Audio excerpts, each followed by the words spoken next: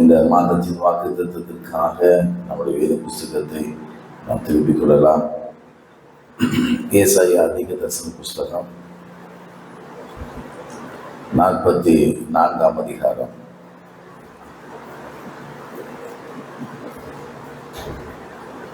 இருபத்தி 22 வசனங்களை வாசிக்கலாம். இவைகளை நினை, நீ என் தாசன், நான் உன்னை உருவாக்கினேன். நீ என் தாசன் இஸ்ரவேலே, நீ என்னால் மறக்கப்படுவதில்லை. நீ என்னால் மறக்கப்படுவதில்லை. உன் மீறுதல்களை மேகத்தைப் போலவும் உன் பாவங்களை கார்மேகத்தைப் போலவும் அகற்றிவிட்டேன். என்னிடத்தில் திரும்பு, உன்னை நான் மீட்டுக்கொண்டேன். உன்னை நான் மீட்டுக்கொண்டேன். யாக்கோபே, இஸ்ரவேலே, நீ இவைகளை நினை, நீ என் தாசன், நான் உன்னை உருவாக்கினேன். நீ என்னால் மறக்கப்படுவதில்லை.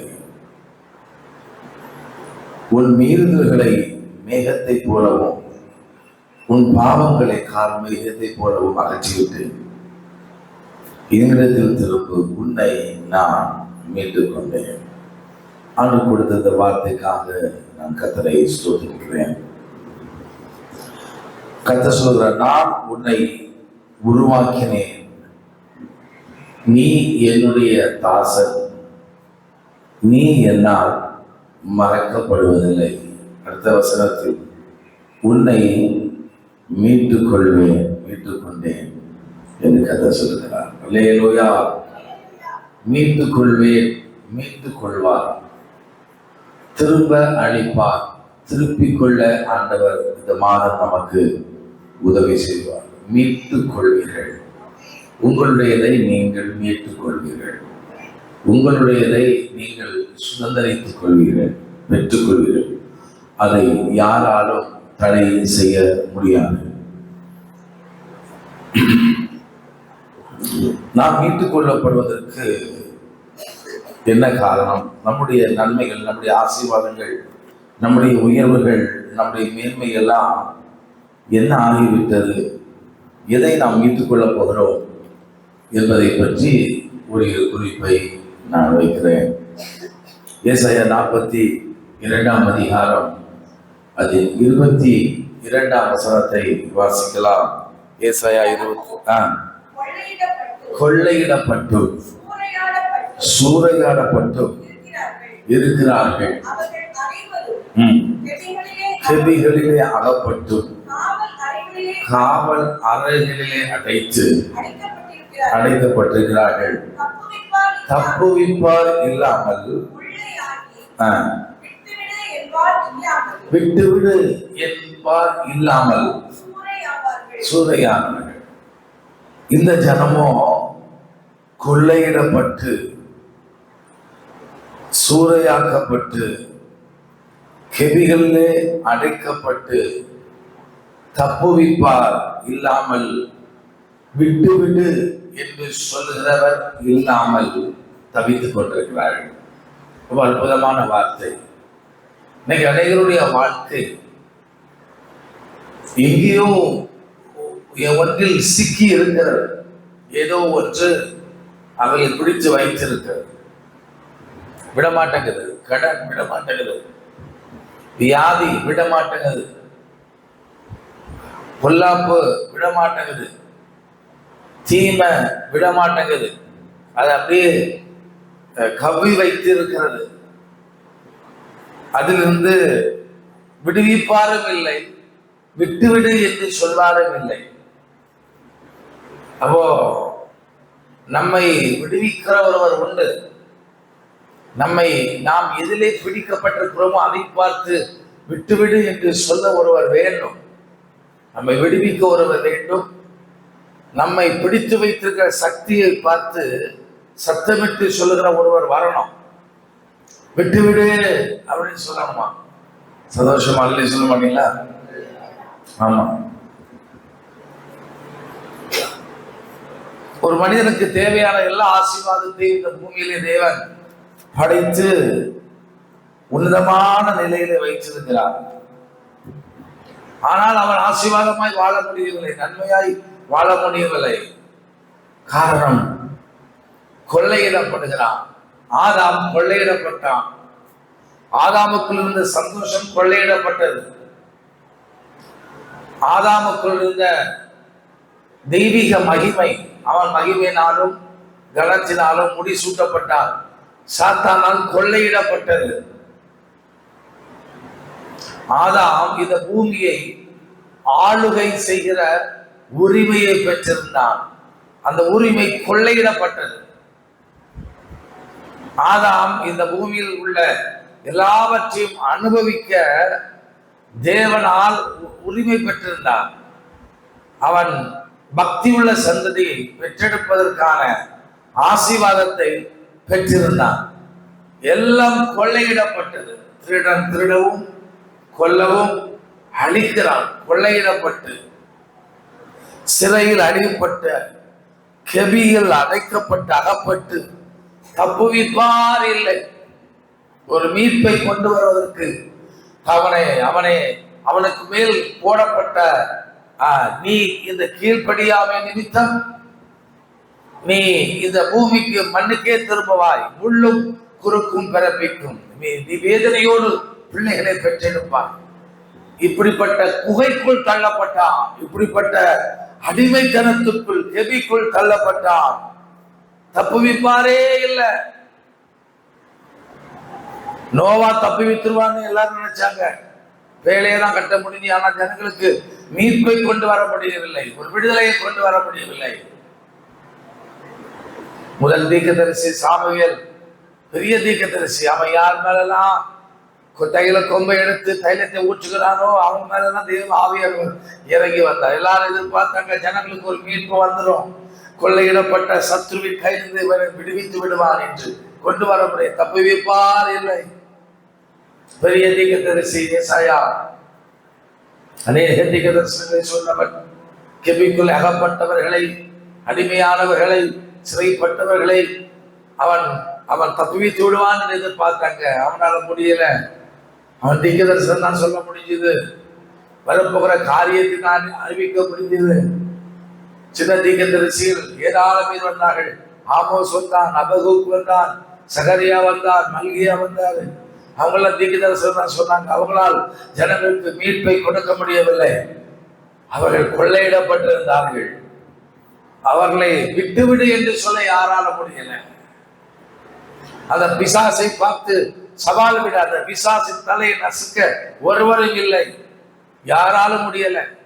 யோவான் ஸ்நானகன் வந்தான், கர்த்தருக்கு வழி ஆயத்தப்படுத்தினான், பாதைகளை அவன் காண்பித்து கொடுத்தான். இதுவே வழி, இதிலே நடவுங்கள் என்றெல்லாம் சொன்னான். ஆனால் ஜனங்களுக்கு விடுதலை கொடுக்க முடியவில்லை.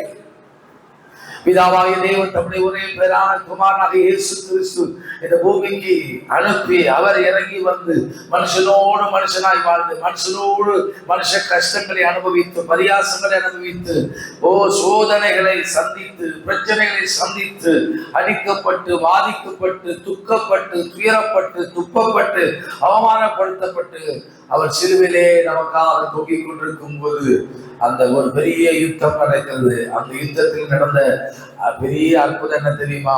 கொள்ளையிடப்பட்ட நமக்காக இயேசு மீட்பின் கிரயத்தை அவர் சிலுவிலே சம்பாதித்தார்.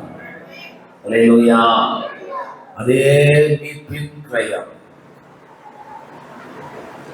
இந்த பூமியை ஆளுகை செய்கிற அதிகாரத்தை ஆதாமுக்கு கொடுத்தார்.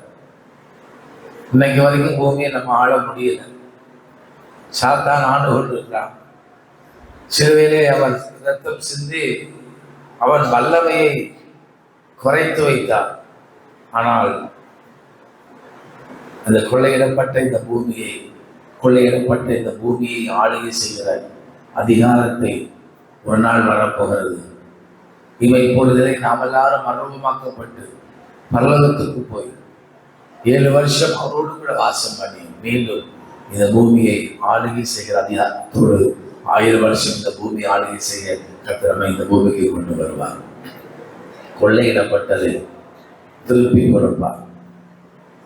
கர்த்தர் இந்த மே மாதம் நமக்கு நமக்கு வைத்திருந்த நிறைய ஆசீர்வாதம் வாக்கு தத்தம் கொள்ளையிடப்பட்டது. பிசாசால் அவனுடைய தந்திரமான செயல்கள்.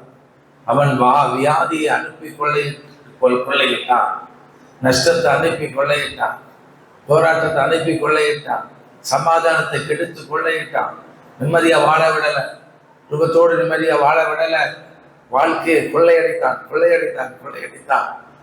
ஆனா கர்த்தர் சொல்றாரு, நீங்கள் மீட்டுக் கொள்வீர்கள். கொள்ளை இடப்பட்டதை மீட்டுக் கொள்ளுமானமாய் கர்த்தர் உங்களுக்கு கொடுப்பார்.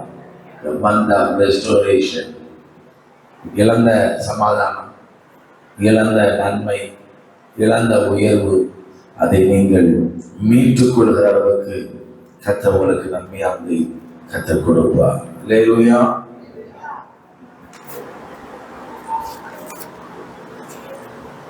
ஏசாயா 48:20 வாசிக்கலாம். ஏசாயா 48:20. யாக்கோபே,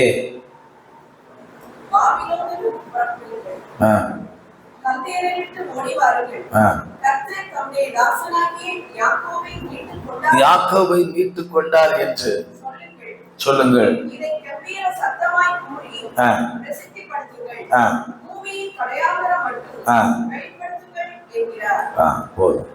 மீட்டுக் கொள்கிறார். யாக்கோபே, நீ கம்பீரமாய் பிரசித்தம் பண்ணு, நான் உன்னை மீட்டுக் கொண்டேன். இரண்டாவது, ஒரே நாளில் மீட்பு கொடுத்தாராம். யாத்திராகம் 13ஆம் அதிகாரம் 15ஆம் வசனத்தில் 400 வருஷம் எகிப்தின் அடிமைத்தனத்துக்குள்ளே வேதனையோடு இருந்து கொண்டிருக்கிறார்கள் இஸ்ரவேல் ஜனங்கள். அவர்களுக்கு ஒரு மீட்பு அவசியம். அவங்களா போய் மீட்புக்குள்ள சிக்கிக் கொள்ளல. பஞ்சத்து நிமித்தம் அந்த தேசத்துக்கு போனார்கள், திரும்பி வரல. அந்த தேசத்தை விட்டு அந்த தேசத்தில் உள்ளவர்கள் அவர்களை அடிமையாக்கி கொண்டார்கள். ஒன்று, கொள்ளையிடப்பட்டவர்கள் மீட்பை கொடுக்கிறார். 2, அடிமையாக்கி வஞ்சித்து. இஸ்ரவேல் ஜனங்களுடைய நிலைமை என்ன? அவருடைய வருமானத்தை எல்லாம் கொள்ளையடிச்சிட்டாங்க. வேலை செய்வாங்க, கூலி கொடுக்க மாட்டாங்க, வைக்கோல் கொடுப்பாங்க, ஆடு மாடுகளுக்கு ஏதோ தீவனம் கொடுப்பாங்க, இரவும் பகல வேலை வாங்கினாங்க. அவருடைய வருமானம் கொள்ளையிடப்பட்டது. அவருடைய ஐஸ்வர்யம் கொள்ளையிடப்பட்டது. அவனுக்கு வர வேண்டிய பங்கு, ஷேர் கொள்ளையிடப்பட்டது. அவருடைய சுகம் கொள்ளையிடப்பட்டது. ஒவ்வொரு நாளும் அவர்களுக்குள்ள ஒரு மரண பயம் இருந்து கொண்டே இருக்கும். எப்போதாகிலும் ஒரு ஈச்சின் சிறுவை அடித்து விடலாம். ஒவ்வொரு நாளும் ஒரு பயம், வேதனை அவங்க உள்ளத்தில் இருக்கும். முற்றிலும் கொள்ளையிடப்பட்டார்கள். ஒரே எகிப்தியன் இஸ்ரவேலை அடிக்கிறான், அற்பமாய் நடத்துகிறான். மோசே அதை பார்க்கிறான். அந்த எகிப்தியன் இஸ்ரவேலை அடித்து, எபிரேயனை அடித்து கொன்று புதைத்து விட்டான். அவனுக்கு வாழக்கூட உரிமை இல்லை. அவ்வளவு தூரம் வேதனைப்படுத்தினான். ஆண்டவர் இஸ்ரவேல் ஜனங்களுடைய கண்ணீரை, பெருமூச்சை கண்டார். நாம் எங்கே சிக்கியிருக்கிறோம், எவைகளுக்குள் மாட்டியிருக்கிறோம், எவைகள் நம்மை கொள்ளையிடப்பட்டிருக்கிறது என்று நமக்கு தெரியாது. ஆனால் கர்த்தருக்கு தெரியும், ஆண்டவருக்கு தெரியும்.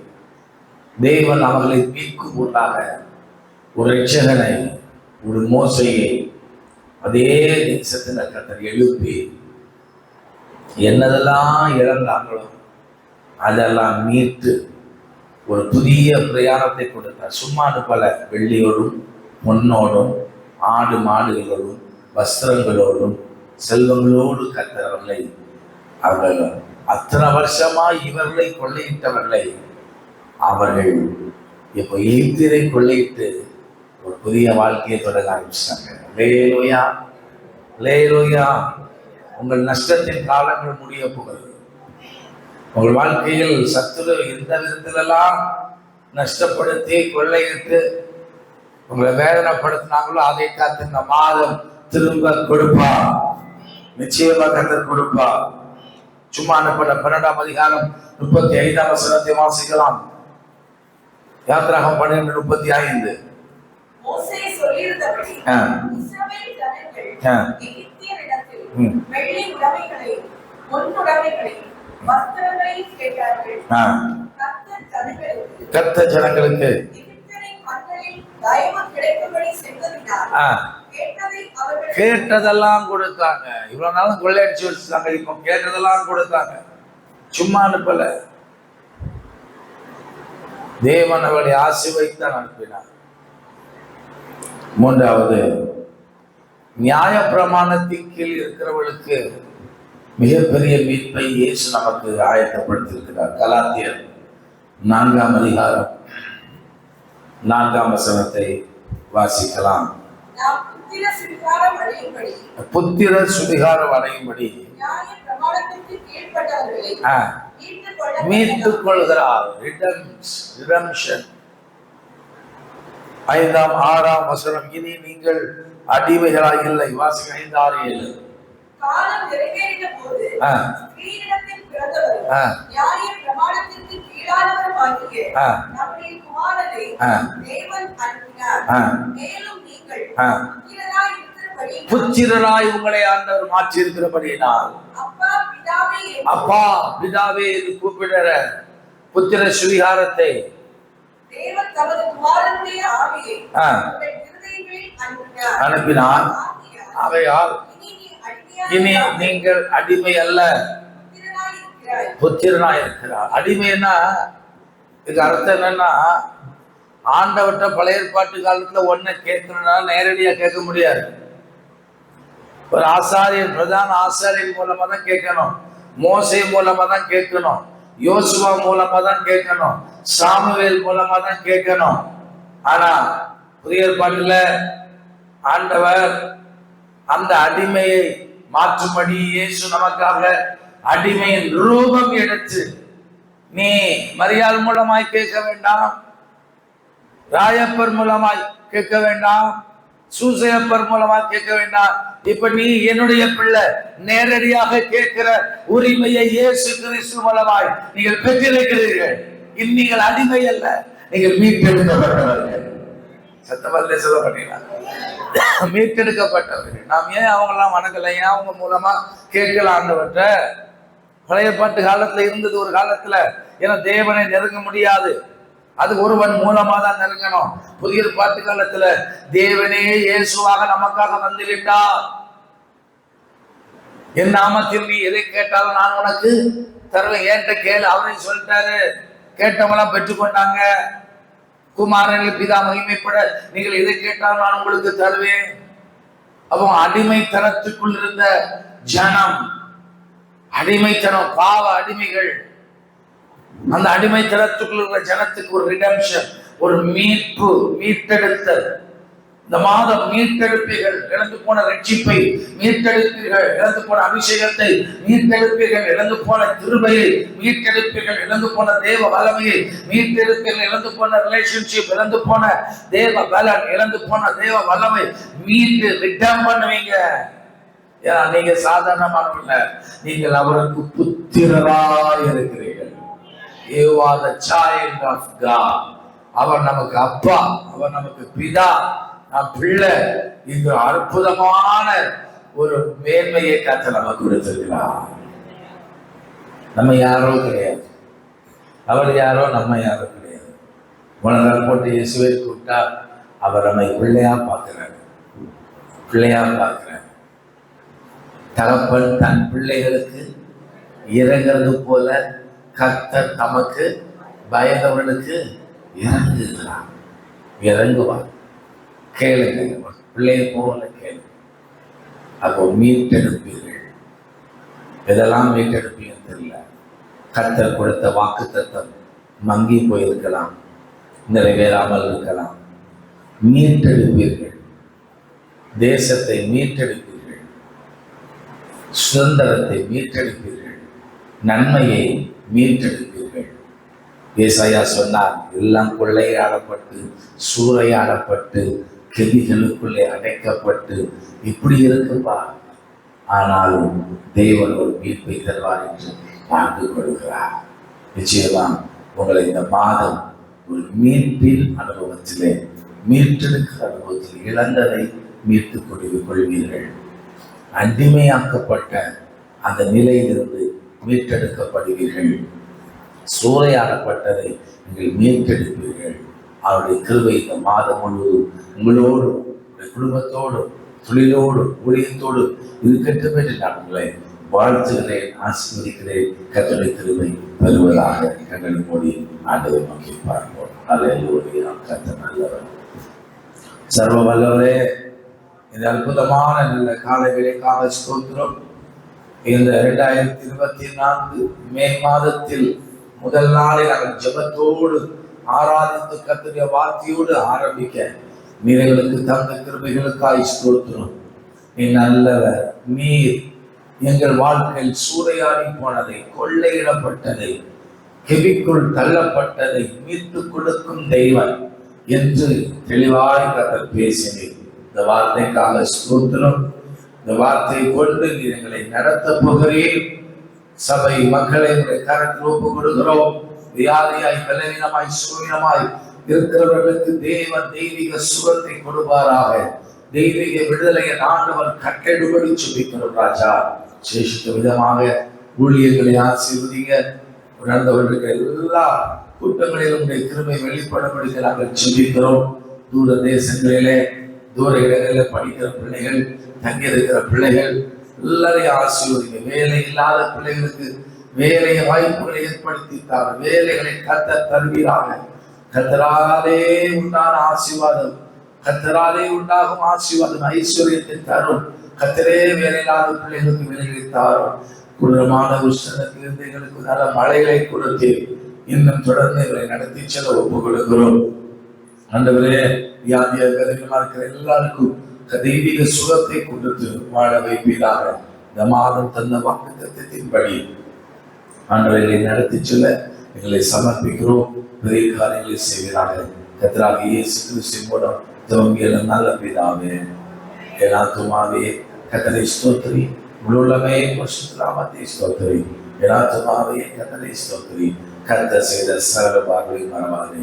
ஆமென். கர்த்தராக இயேசு கிறிஸ்துவின் கிருபை, பிதாவாகிய தேவனுடைய அன்பு, பரிசுத்த ஆவியாருடைய ஐக்கியம் அன்யோன்யம் நம் அனைவரோடு எப்பொழுதும் சதா இருப்பதாக. அல்லேலூயா, அல்லேலூயா, அல்லேலூயா. கர்த்தர்